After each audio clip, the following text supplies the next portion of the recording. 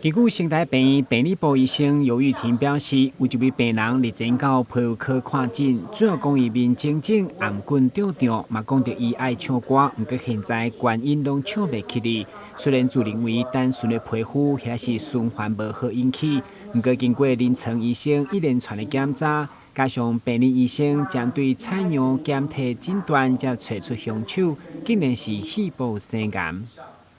病理科医师就只有看到显微镜下的世界，然后病人的症状的话，可能要临床医师帮忙。那像我提到的那个病人，他脸胀，但是表现我拿到的检体就只是一个皮肤下面有黏液水肿，所以你这时候就要跟临床医师讨论，还有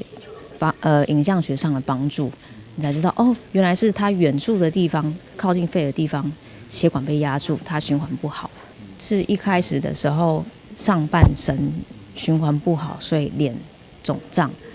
对，然后人可能会喘。那他本来喜欢唱歌，可是最近就没办法唱高音，对，那所以临床医生就安排一连串检查。病理医生表示，因无直接甲病人接触，但是甲临床医生却相当密切。对临床医生所取得的切片或是检体来判断，到底肿瘤是恶性还是良性，是第几期等等，拢影响患者日后的治疗方向，是要手术、电疗也是化疗等等，扮演真重要的角色。台南新闻军及何乔邦采访报道。